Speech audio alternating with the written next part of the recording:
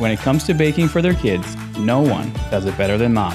As a pastry instructor, published author, and award-winning chef, I feel it's important to always remember how it all started. Family traditions and baking with my mom is where it all began.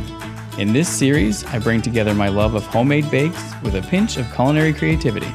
Join me, Aaron McInnes, and my special guests as they share their family recipes with me on baking it up a notch. Joanne is a staple of the Stephenville community as the mayor's wife. Joanne is always involved with her community and loves giving back. Who wouldn't love a warm welcome with a plate of her heavenly buns? No matter how old we get or how far we travel, nothing beats coming home and sitting down with a hot cup and a lovingly prepared treat. Today we're in Stephenville with Joanne, and she's brought us her family favorite, tea buns. And I know I'm excited because I love, well, carbs, anything carbs. But Joanne, why don't you tell us a little bit about these tea buns and why they're your family's favorite? Well, when I was a little girl, I'd always spend a couple of weeks every summer with my grandparents. And so my grandfather in 1976 gave me the recipe for his heavenly tea biscuits, they're called. We made them together then, and I've been making them ever since. I keep them in my own recipe book, and I'm the kind of person who writes a recipe out every time I like one or someone hands one down to me.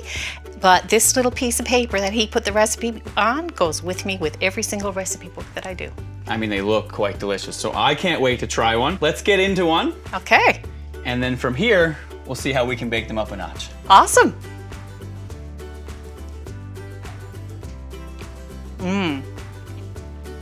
Very flaky. Anything that's bread or biscuits with a cup of tea. Yeah. Start of the day, middle of the day, end of the day, doesn't matter. A little bit of homemade jam or homemade butter. A little bit of homemade jam never went astray. Right. So today, they're delicious as they are, and I know you've carried this recipe for years, but we're gonna be baking it up a notch by making homemade butter. So right from scratch butter, right from the cream to the butter. Awesome. And we're gonna use that butter to make the biscuits.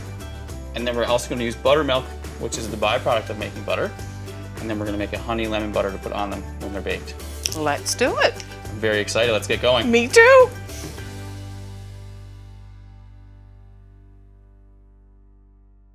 The first thing we're gonna start with to get these tea buns going is making fresh butter. But we're gonna do our butter two different ways. We're gonna have a honey butter to smear over the top when they're baked, nice and warm. And we're gonna use the fresh butter right in the biscuits themselves. Lovely. So we're gonna double duty that butter. It's very simple. There's not much to it, and most people are very surprised. It's a great party trick that you can now bust out when you have friends over. So heavy whipping cream, put it in a mixer, mix it on high, and you'll get those soft peaks of whipping cream, but at some point it starts to curdle. So it will completely separate, so the fat will separate out, and the liquid left is called buttermilk. Okay. So that's where the name buttermilk comes from. So it's just a leftover byproduct making butter. So we're then gonna use that buttermilk also in your tea buns. Wow, sounds lovely. This is about 2 cups of whipping cream, and it'll yield you just shy of a half a pound of butter.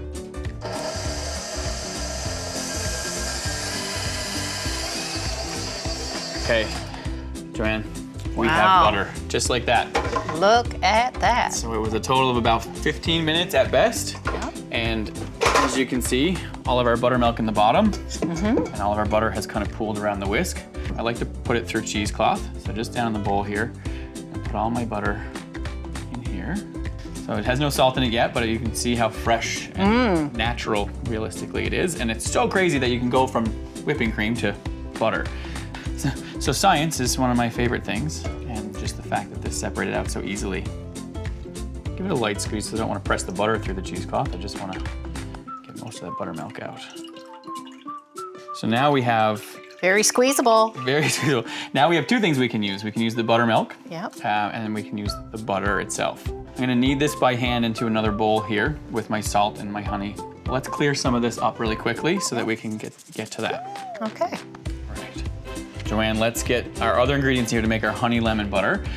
Naturally, for this, we probably want to double the recipe so we have enough for the buns and stuff, but I have some already chilling in the fridge for us, so we're just gonna make this one into what we would consider a compound butter, which would be a flavored butter. Lemon zest, I'll take care of that. If you want to put about half that salt in here, Okay. and maybe grab a spoon and put a tablespoon of honey in there. About a tablespoon. About a tablespoon. Lovely. So nice farmers here have some local honey too, you know. Unfortunately, every time I go to get it, they're sold out, so I Yes. can't get my hands on any everybody else lines up the second that it's available. So, I love the smell of the lemon zest. oh, it's so great. And you can put as little or as much in here as you want. Okay. It smells awesome. It smells divine. Tell me a little bit more about growing up and baking with your grandparents, because, I mean, that's truly why we're here. I mean, I know you're learning a few things today, but I want to hear about where you learned to bake and where your love comes from. Well, you know, it's been so interesting the way I grew up is I had grandparents around the bay and grandparents in the city, and I'd spend a couple of weeks with each one. And so I kind of got the best of both worlds. My grandmother would cook these huge, beautiful Sunday dinners. And of course, I was most interested in the desserts. Who wouldn't be? I was fascinated with her making brown sugar puddings, which would start out with a batter in a greased bowl, and then you would boil some butter and brown sugar and vanilla together and pour it over the batter. And then when it came out of the oven cooked, you had this beautiful custard caramel on the bottom and a cake on the top, and it was just, I still make it today. It's beautiful. I think when we're done with T-bones, we should just make that too. Why not? A whole day of baking sounds wonderful to me. Yeah. I love being in the kitchen. For now, I think we'll set this aside. We'll clean up these few ingredients here, and we will get into making the actual buns themselves. Wonderful, let's do it. Right, perfect, thank you.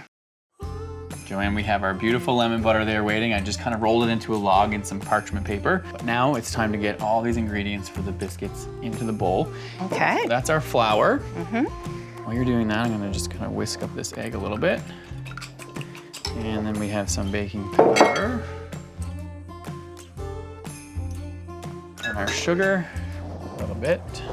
I'm gonna take this really cold butter, just on a cheese grater, and grate little flakes of butter in. Isn't that fantastic? And then you don't have to worry about actually breaking that down. We can just toss it in the flour and it's already broke down for us. Yep. Get that over there. And we're just gonna toss that butter in without breaking it down, because what happens and what gives us all the flakiness in the biscuit is these little pockets of butter that are going to melt away when they go into the oven. So instead of needing to cut it down, we already have the perfect shaped butter. Yep. And then into that we have our egg, which is lightly beaten. Yep. And our buttermilk.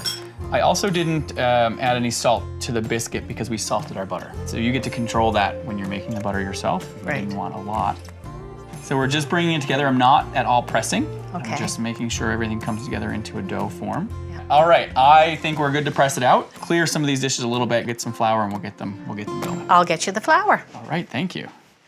Ready to get these all pressed out, Joanne. So we have some Absolutely. flour, just a light dusting. We don't need a lot. And if you see, the dough is not fully together, like it almost falls apart. Right. And we're gonna just, instead of rolling it out and breaking the butter down too much, just press it, bring it together, and this will create the layers. So what I also like to do sometimes is kind of cut the dough in half, put this half on top. So this just creates layers without kneading it together. Very nice. I normally just 20 kneads and I'm ready to go, but this looks lovely. Till they're about a 1/2 inch thick, and we can do a nice fancy scallop on them. Cut them out, and we'll get them placed onto the cookie sheet. And when they bake up, they're gonna puff slightly because of the layers of butter, but also because of the baking powder that's in them. I am so excited to smother these in that homemade butter. That delicious looking butter. Yeah, our biscuits are all set to go in the oven, and I know you've preheated it to about 400 degrees. Yep. And we're gonna bake those for how long?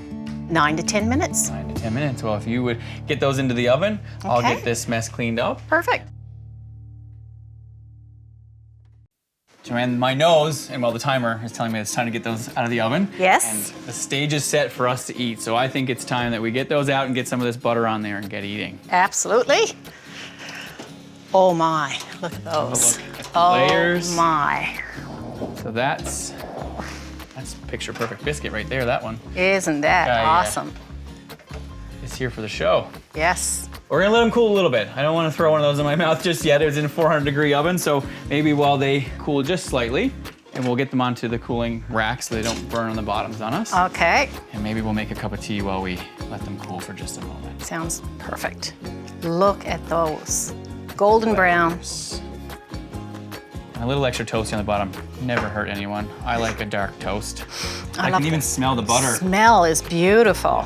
So the scalloped edge is really And it nice. held its shape really well too. Yeah. So let's crack one open. Why not? Do that one. Okay. I'm gonna take this one, and you take your pick of biscuits. Oh, You're I'm gonna just. go for that This one. looks delicious. I'm gonna go for this one. I don't even know if you need to use a knife. You don't look, they'll just break right apart. Look at the steam. Beautiful. Get that on there, and even just kind of Look put at it on it there, melt. let it melt. Oh my. And just for extra measure, if you really like honey, you take some of that. A little drizzle. Drizzle it over the top. Sounds perfect. From there, we have a little cheers. Cheers.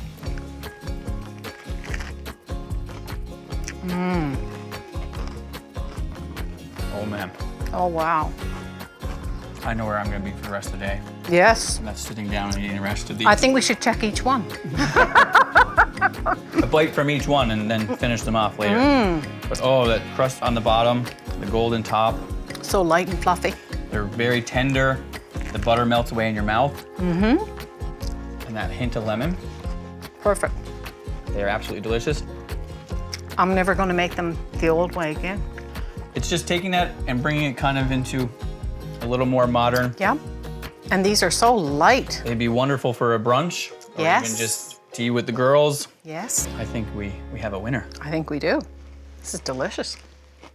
Well, Joanne, it's been an absolute pleasure being in the kitchen with you. Thank you. I look forward to maybe being here again with you someday. Yes, I really enjoyed it. Thank you. I'm glad you did. Friends, thank you for joining us. Until next time, have a sweet day.